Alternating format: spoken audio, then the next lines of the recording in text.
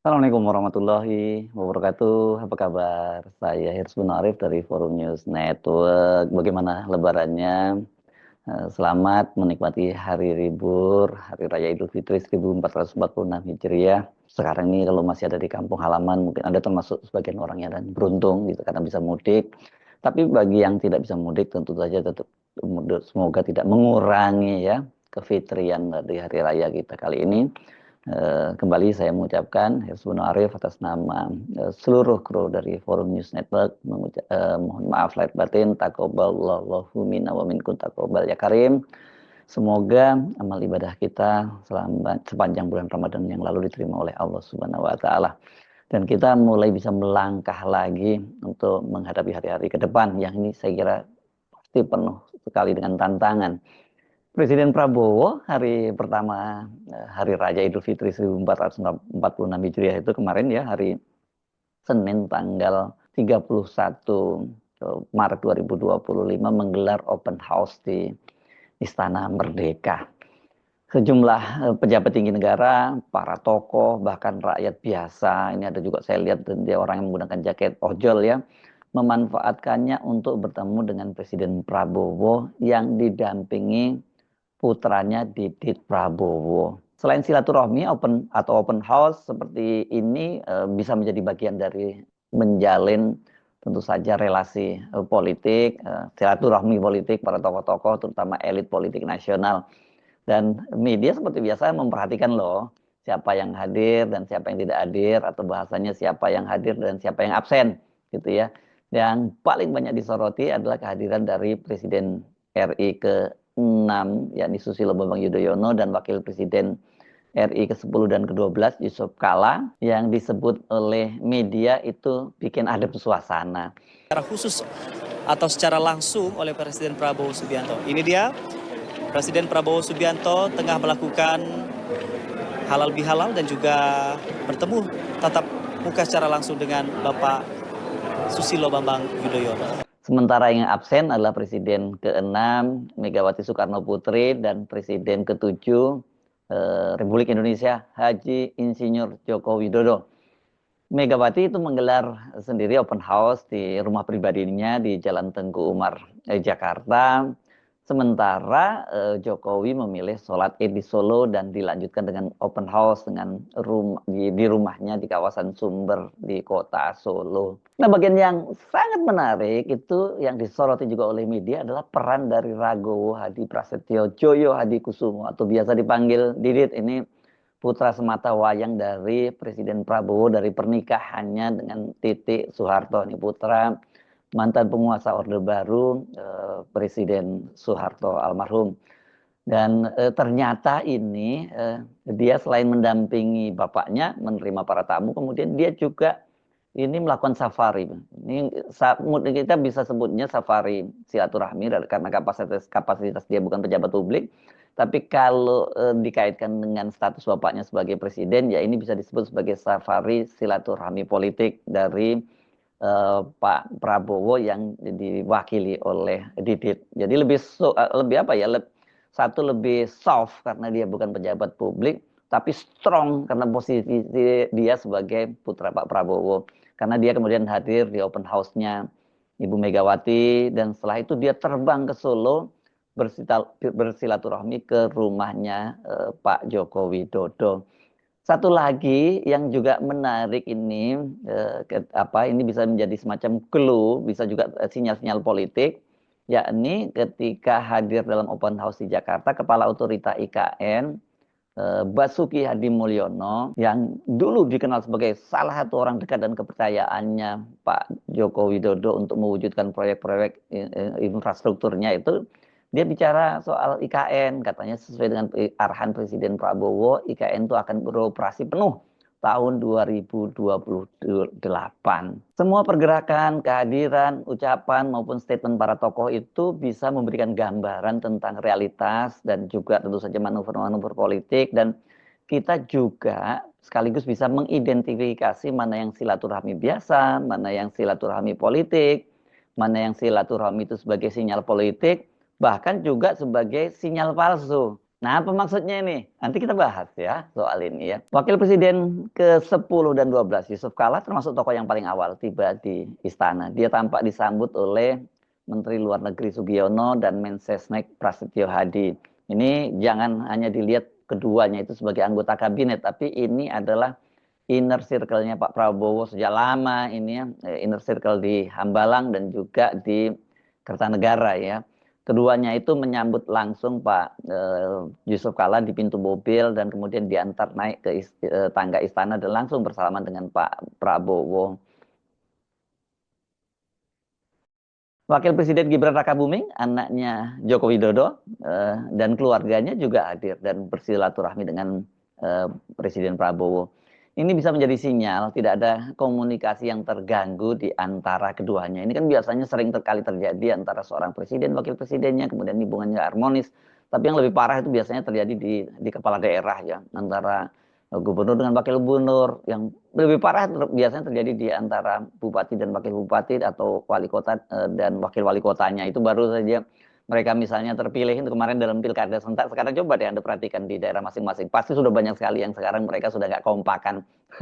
Itu banyak terjadi di mana-mana. Ya ini kan memang karena mereka bersatu itu untuk kepentingan politik ya, karena kepentingan politiknya mereka sudah tercapai, jadi mulai mereka berpisah jalan.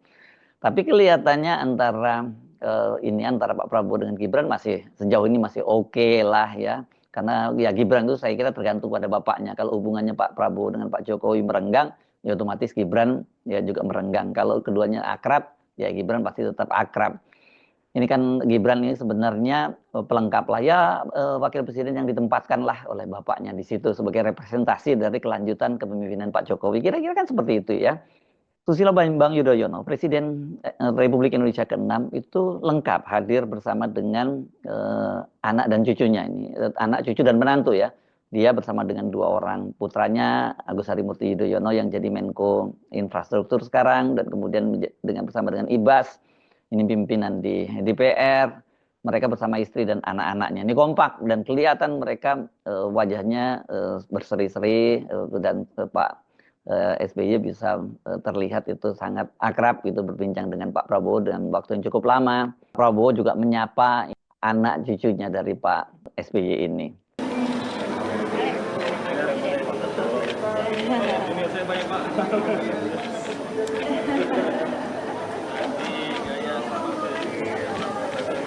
Inilah dia saudara, suasana terkini dari ruang kredensial di mana Presiden Prabowo Subianto menyambut secara langsung para mantan presiden dan mantan wakil presiden, pejabat negara, duta besar, lembaga internasional, tokoh agama, dan juga sejumlah tokoh masyarakat.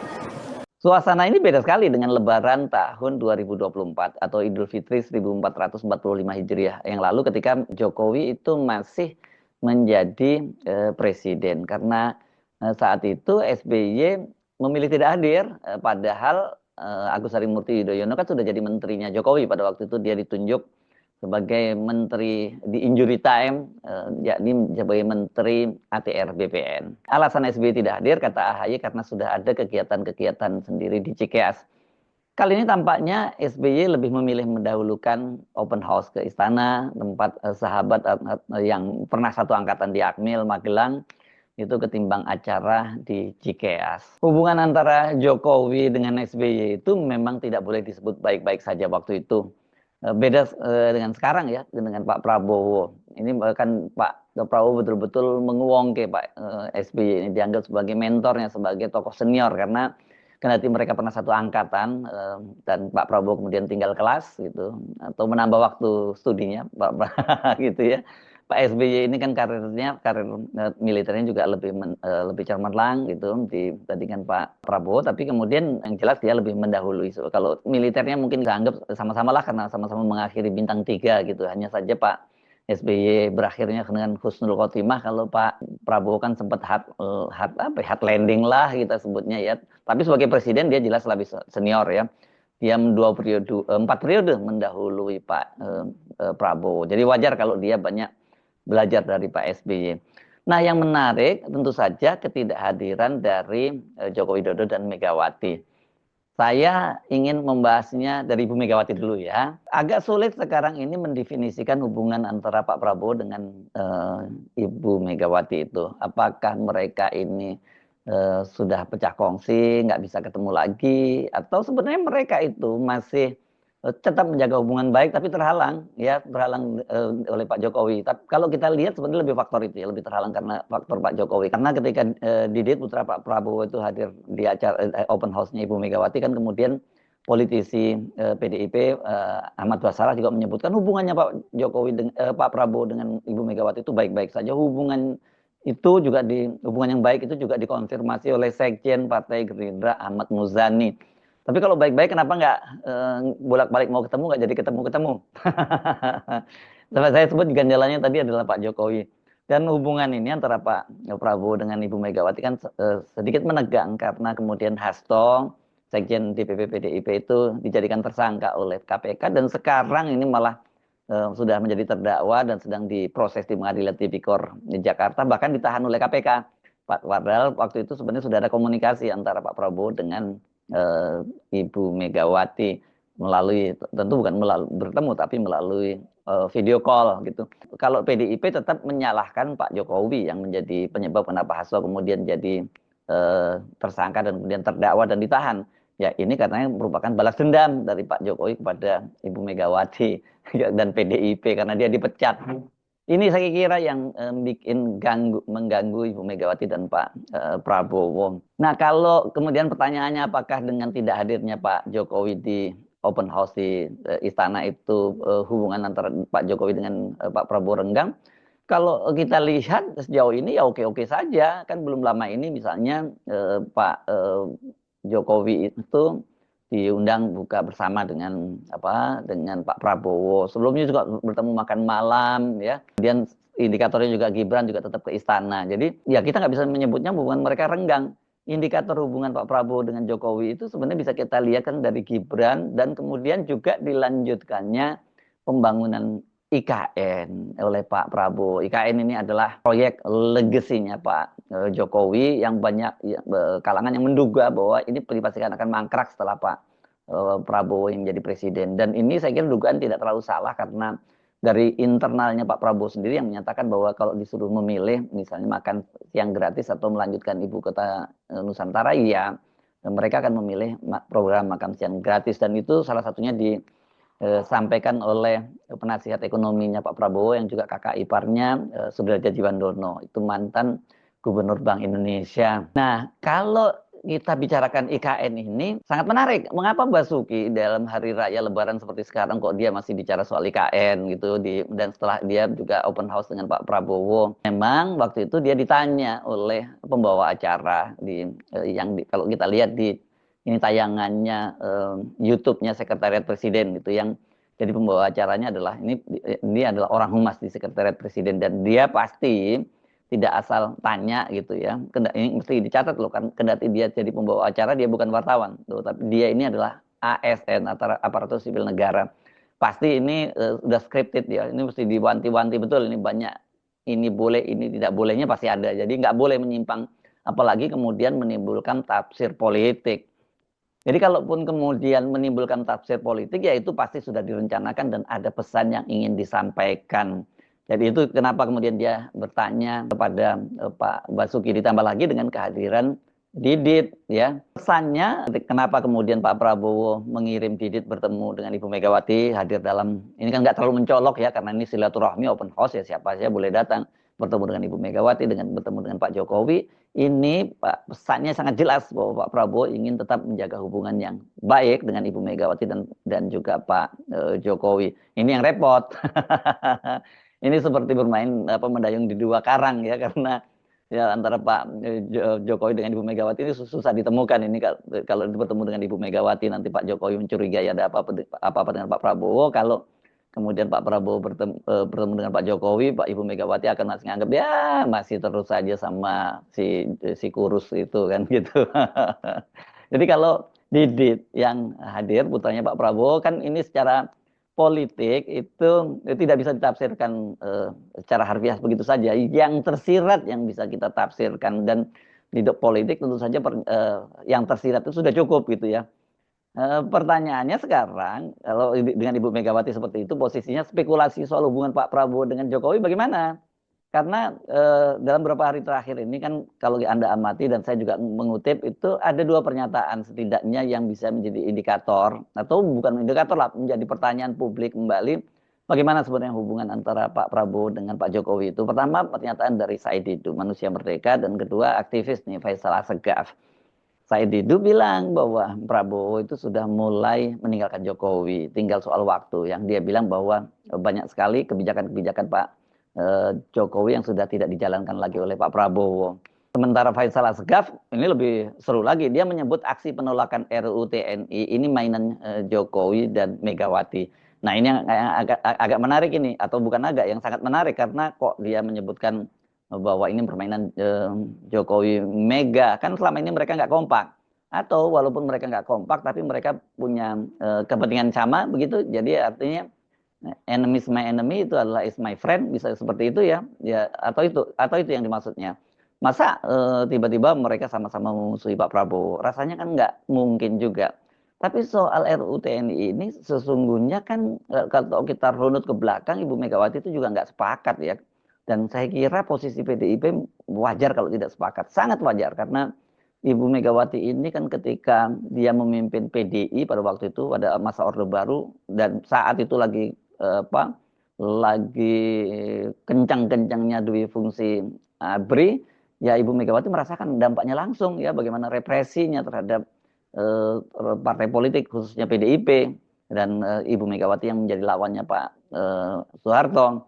Tetapi kemarin kan dalam pengesahan RUU TNI itu PDIP justru ikut menyetujui, bahkan bukan hanya menyetujui, mereka memainkan peran penting karena ketua panjanya itu adalah Utut Adianto, sekarang yang menjadi ketua Komisi 1 Panja Panitia Kerja ya, yang ketika dia menyampaikan laporan di rapat paripurna itu adalah Utut Adianto, dan yang memimpin pengesahannya itu adalah Puan Maharani.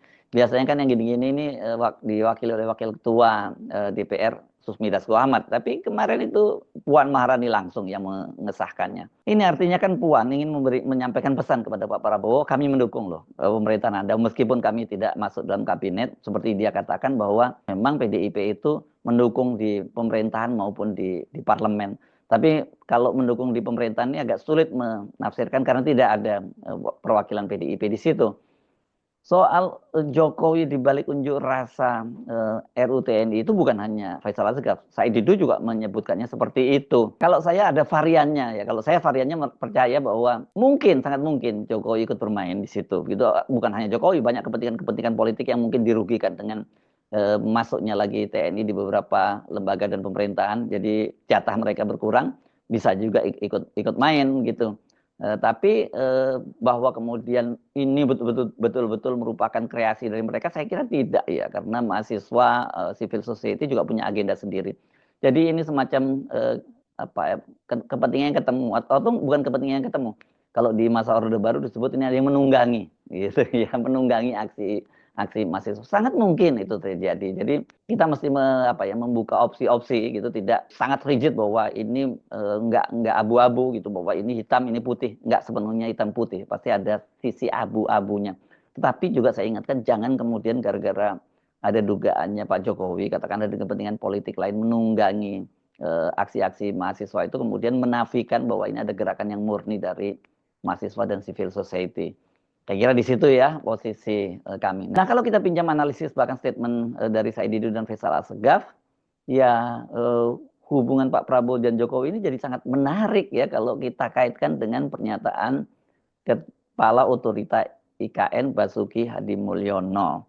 Dia ketika ditanya oleh pembawa acara dari channel YouTube Sekretariat Presiden. Dia kembali menegaskan bahwa perintahnya Pak Prabowo jelas bahwa tahun 2028 itu IKN itu harus sudah beroperasi. Pak, kalau 17 Agustus kemarin kita sudah puas untuk muter-muter IKN karena pertama kali juga digelar pengibaran bendera dan juga penurunan bendera 17 Agustus lalu. Saya pengen tahu dong kira-kira sekarang kabar IKN kita di sana gimana sekarang, Pak? IKN tetap dilanjutkan, bahkan perintah Bapak Presiden untuk dipercepat. Selalu dibilang saya ditugaskan di sana utamanya untuk melanjutkan, membangun, menyiapkan ekosistemnya yudikatif, MK, MA, dan Judicial Commission. Kemudian untuk yang legislatif, DPR, MPR, DPD, dan kawasan-kawasannya, jalan-jalan dan huniannya, karena beliau ingin tahun 2028 benar-benar ibu kota kita mulai beroperasi. Pak Basuki tadi ditanya, ya, sekali lagi seperti saya sebutkan tadi, pasti pertanyaan itu tidak asal saja bertanya, dilihat Pak Basuki ditarik kemudian ditanya soal IKN, pasti nggak seperti itu. Benarkah tahun 2028 bisa beroperasi seperti kata Pak Basuki tadi? Dan kemudian mengapa Pak Prabowo tetap menyediakan anggaran untuk IKN? Mari kita berhitung. Anggaran yang disediakan untuk IKN itu tahun 2025, tahun 2029 itu total 48,8 triliun. Ini sudah ada penambahan loh setelah sebelumnya dilakukan relaksasi, waktu itu restrukturisasi atau relaksasi maksudnya waktu itu penghematan disebutnya begitu ya.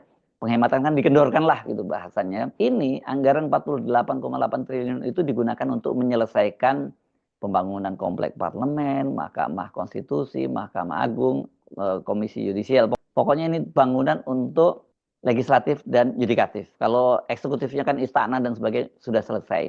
Dan perumahan menteri juga sudah selesai.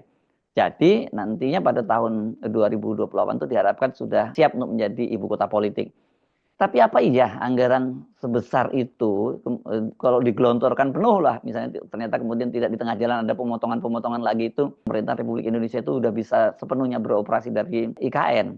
Kan itu kalau katakanlah selesai itu hanya infrastruktur dasar saja. Padahal kota kan nggak cukup hanya dengan infrastruktur dasar.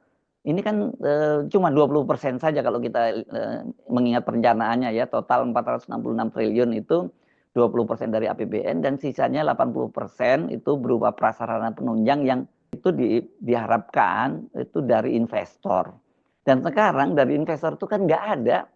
Boro-boro investor asing yang domestik pun belum ada. Kalau kita kemarin menyaksikan Aguan yang memimpin konsorsium Nusantara bersama dengan 10 orang grup konglomerasi lainnya itu melakukan groundbreaking di istana itu kan di IKN maksud saya waktu itu kan cuma untuk menyelamatkan muka Jokowi. Itu pengakuannya Aguan ya kepada Tempo dan sekarang ini dibuktikan juga oleh fakta di lapangan, realitas di lapangan yang diungkap oleh Menteri Perumahan Marwarar Sirait yang ini orangnya Aguan karena dia pernah menjadi karyawannya Aguan. Kata dia nggak ada kelanjutan setelah groundbreaking itu. Kalau dengan cara seperti itu mana mungkin? Bagaimana dengan infrastruktur penopang lainnya? Kalau anak-anak sekolah mau kemana? Kalau ada yang sakit mau kemana? Kalau mau belanja mau kemana? Kalau perlu hiburan mau kemana? Kan nggak mungkin itu bisa semua stres tuh keluarga-keluarga dari ASN dan juga keluarga anggota DPR, para menteri yang tinggal di sana. Kalau mungkin keluarga menteri bisa kabur ya karena di dekat kota situ kan ada kota Balikpapan yang cukup besar dan ada juga kota Samarinda gitu ya. Jadi ya bisa kita sebut apa yang disampaikan oleh Pak Prabowo berkaitan dengan pembangunan IKN yang dilanjutkan terus itu sebagai sinyal palsu kepada Pak Jokowi gitu ya. Karena kalau dibiarkan mangkrak itu kan berarti Pak Prabowo langsung head to head dengan Pak Jokowi gitu ya. Dan ini dipastikan Pak Jokowi juga bukannya nggak tahu gitu. Beberapa sumber menyebutkan Pak Jokowi itu sering bingung menghadapi sikap Pak Prabowo. Sama seperti halnya publik juga bingung dengan sikapnya Pak Prabowo ya. Jokowi menyadari hal itu kata dia. Oke Pak, ini kan dia mengamati langkah Pak Prabowo dengan cermat itu, menyerukan hidup Jokowi terus bolak-balik bertemu, undang makan, buka puasa. Tapi proyek utama legasinya Pak Jokowi kok nggak serius dia lakukan. Karena apa tadi anggarannya seperti itu. Pasti Pak Prabowo bisa berdalih. IKN itu sudah diprioritaskan. Tidak disunat habis seperti anggaran lain, tapi kan itu tetap tidak cukup gitu. Walaupun tidak cukup pun banyak Pak Prabowo diprotes banyak oleh pengamat, kenapa kok tetap melanjutkan IKN gitu. Nah, sebaliknya juga rakyat bilang loh kalau katanya mau meninggalkan Pak Jokowi, kenapa IKN-nya dilanjutkan dan kenapa masih teriak-teriak hidup Jokowi? Katakanlah benar ya Pak Prabowo itu akan memaksakan tahun 2028 IKN jadi ibu kota politik. Tapi apa iya Pak Prabowo mau pindah ke sana sementara kemudian fasilitasnya belum ada dan Gibran ini kalau istana wakil presiden belum beres berarti Gibran yang tetap di Jakarta gitu. Rasanya kok nggak mungkin ya seorang tokoh ini saya mengutip saja loh pernyataan seorang tokoh yang sempat bertemu dengan Pak Prabowo dia mengaku lah tempatnya ya, jangan saya sebut bertemu, kalau bertemu berarti pasti bertemu. Dia mengaku dia bertemu dengan Pak Prabowo di Qatar Economic Forum pada tanggal 14 sampai 16 Mei 2024. Saat itu Pak Prabowo hadir dalam kapasitas sebagai Menteri Pertahanan yang sudah terpilih sebagai presiden. Dan ketika dia bertemu empat mata itu menyatakan bahwa ketika ditanya soal IKN, bagaimana sih Pak soal IKN? Dia mengatakan Prabowo katanya tidak akan tinggal di IKN, bahkan kalau toh dia terpilih sampai 2 periode. Katanya seperti itu. Apa artinya kalau memang sekali lagi kalau benar ya penjelasan dari tokoh itu Pak Prabowo nyatakan seperti itu. Pak Prabowo juga pasti tahu kok Jokowi itu setelah gagal 3 periode targetnya itu kan menjadikan Gibran sebagai calon presiden tahun 2029 dan itu harus terjadi pada Pilpres tahun 2029 dan syukur kalau bisa dipercepat. Ya kan setelah 2029 peluang Gibran untuk jadi maju lagi ya berat, apalagi kalau dia tidak menjabat lagi sebagai wakil presiden. Nah soal ini kan sangat menarik ya, Pak Jokowi pasti juga membaca gelagat, bahkan bukan lagi gelagat, bahkan pesan yang sangat jelas dari keputusan rapat pimpinan Gerindra yang kemudian tiba-tiba diubah menjadi kongres luar biasa yang berlangsung di Hambalang ya pada waktu itu bulan Januari sekitar 13 Februari ya 13 Februari kan di situ rapat kongres luar biasa itu menetapkan setidaknya yang paling penting Pak Prabowo dipilih lagi menjadi ketua umum Partai Gerindra, Pak Prabowo ditunjuk lagi sebagai ketua Dewan Pembina Partai Gerindra, Pak Prabowo diberi keleluasaan sebagai formatur tunggal untuk menyusun kepengurusan Partai Gerindra, dan yang paling penting yang keempat itu Pak Prabowo ditetapkan lagi, diminta untuk bersedia lagi maju menjadi Pilpres 2029. Apa artinya itu? Ya artinya kalau Pak Gibran mau tetap maju 2029, yaitu dia berhadapan dengan Pak Prabowo. Atau ini ya semacam tantangan terbuka dari Gerindra pada Pak Jokowi bahwa kami tidak akan lagi bersama dengan Gibran kalau Gibran masih ngotot maju menjadi presiden pada tahun 2029 karena keputusan dari Kongres luar biasa Partai Gerindra Pak Prabowo akan jadi calon presiden kembali. Wah ini kan sangat serius, tapi sehari kemudian ya ketika berlangsung hari ulang tahun Gerindra ke-17 di Sentul dan Pak Jokowi hadir di situ, bahkan di Daulat menyampaikan sambutannya, Pak Prabowo tiba-tiba meneriakkan hidup Jokowi. Jadi banyak orang yang sebenarnya bingung bagaimana dengan langkahnya Pak Prabowo, itu benar nggak sih dia ini mau meninggalkan Pak Jokowi gitu, atau dia tetap sebenarnya ya masih jadi penerusnya, jadi timnya Pak Jokowi begitu. Apa yang bisa kita simpulkan? Ya kita bisa menyimpulkan ini semacam adu taktik di antara kedua tokoh politik ini, dan berarti Prabowo Gibran itu adalah apa ya, seperti musuh yang tidur dalam satu selimut, sleeping with enemy ya, dan keduanya ini paham. Nah ini yang saya kira bagian yang menariknya.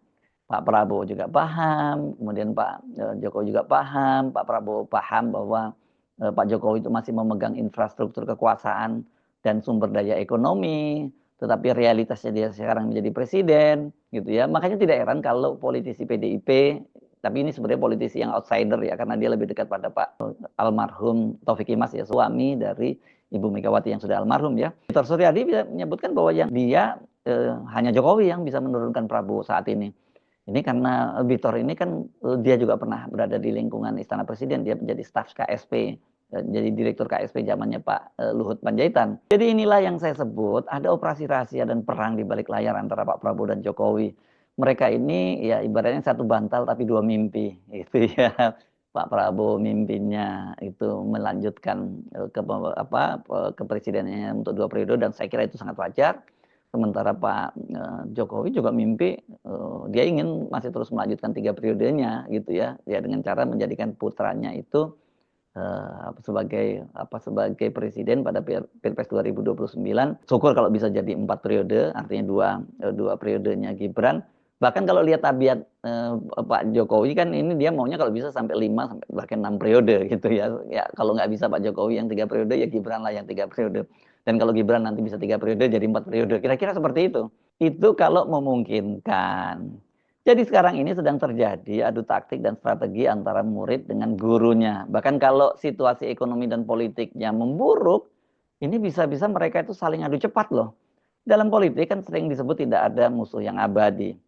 Tapi juga nggak ada sahabat yang abadi ketika kepentingannya berbeda jalan. Sementara persahabatan antara Pak Prabowo dengan Pak Jokowi ini kan sangat jelas ini persahabatan yang kalkulasinya sangat politis. Mana yang benar ini? Saya kira waktu yang akan membuktikan. Kita bisa menyaksikan dalam waktu dekat.